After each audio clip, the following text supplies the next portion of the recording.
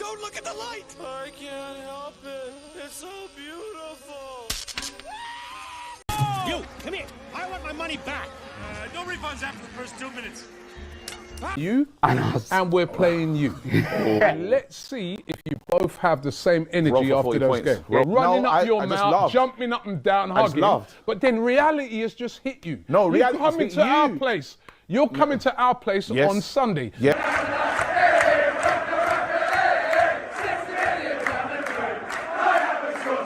Manchester United beat Arsenal on pens. Arsenal fumble the bag again.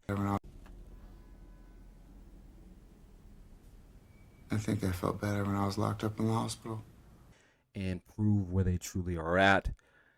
What a great day to be a Manchester United fan. You already know what it is. Pitch Side Report. We talk about news, sports, soccer, the beautiful game we all love. And we had ourselves a thriller today, man. You know your emotions on this one, I'm be honest, they're going up and down. Part of me doesn't want to watch. Part of me wants to watch. And then the very end, sweet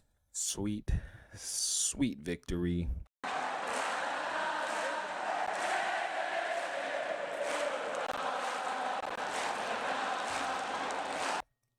And that's, yeah, man, that's what I'm talking about. Like, look, first half, don't get me wrong, it was not too exhilarating, okay? You know, slow start for Manchester United. Arsenal seemed to have definitely more possession, just really not knowing what to do with it, man. And that's the thing about Arsenal, man. They all shine, and just that's it. That's it. They look cool, but they're not cool, you know? And it's just so tough because the fan base is so disoriented. I talk about Manchester United's fan base, but Sir? some of the Arsenal supporters, you know, they really should look at Turkish videos or Lee Gunner. Maybe you don't have to be as negative per se. I wouldn't even say they're negative. They're just flat out honest, and your expectations upon the team will change because this Arsenal has this in them. You know what I'm saying? Manchester United, yes, we're sitting very deep.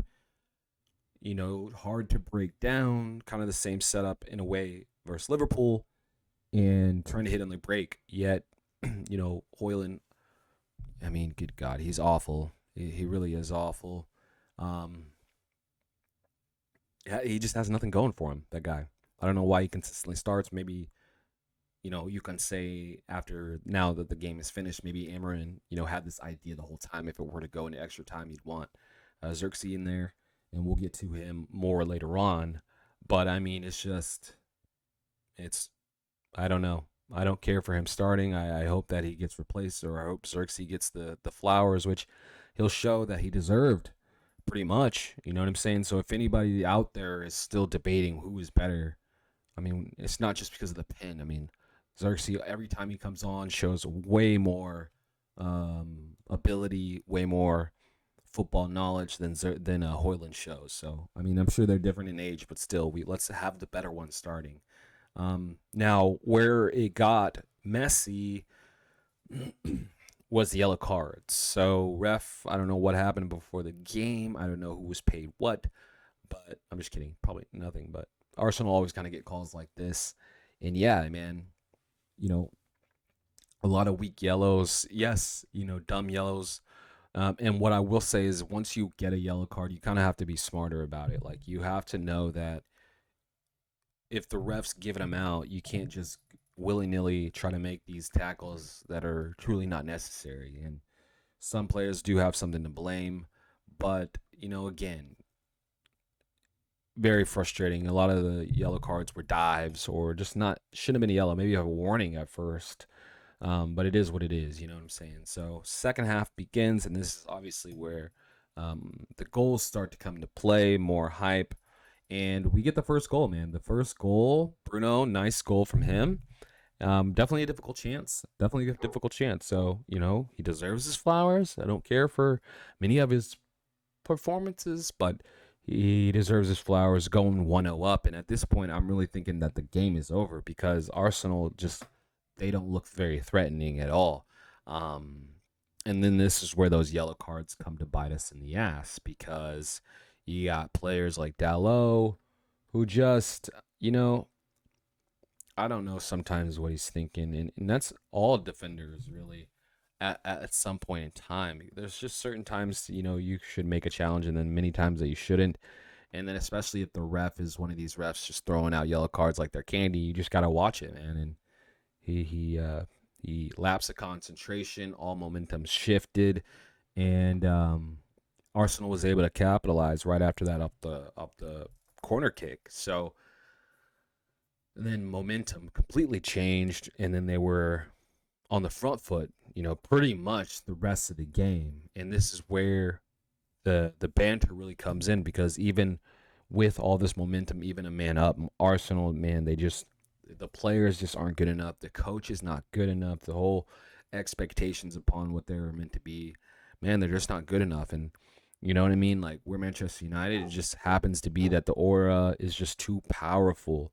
And Look like he was out. Oh, he's out. Nope. Still oh, man. Mergliot is letting this go. That's incredible. Great job done by Czech Congo. He's in big trouble, though. Barry looking to finish the fight. He's taking a run. Barry's down.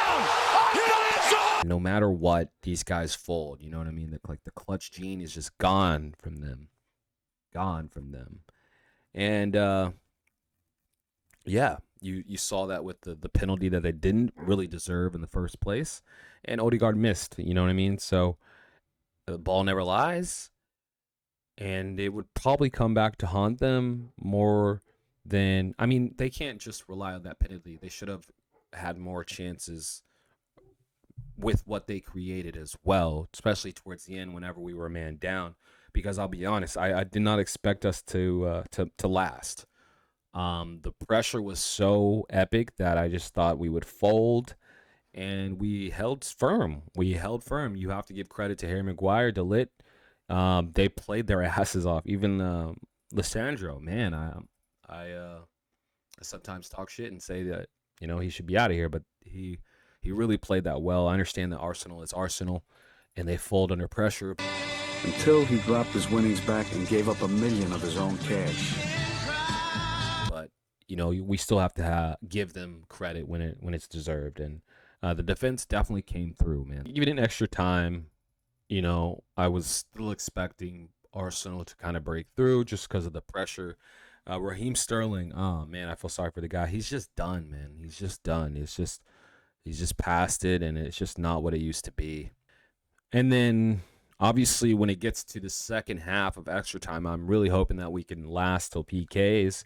And if we do, I'm thinking that we can win this game because, again, like I said, you know, we're Manchester United and Arsenal is Arsenal, and they fold under pressure.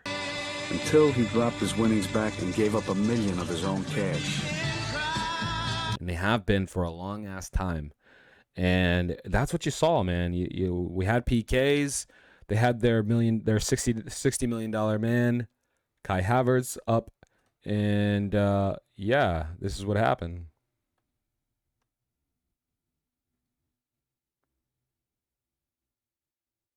And I mean, at this point, goodness gracious, I feel sorry for the guy because you know the hate is coming, man. The hate is coming. And then the one to wrap it all up, the player who honestly players have disrespected at this point. I wouldn't even say he's overrated. They're not saying anything good about this guy, man. He comes in, does his job. He's better than the player that plays ahead of him, and he doesn't get any respect. He deserves it now because you still have to be clutch. Yeah, he played at least 30 minutes, but still, man, the pressure. You know, if this guy misses it, oh my God, he's not even going to be able to go home. So to see him score, such a beautiful sight, and you know you have to also you have to really give it up for all the Manchester United players, really except for Dalot and Rasmus, I would say, just because Rasmus is awful and Dalot is dumb, you know, in many situations. But man, big up to the Manchester United players. You know what I'm saying? Eliminating Arsenal. Dude, it's such a beautiful sight. I'm so glad Xerxes got the last laugh. You're so good.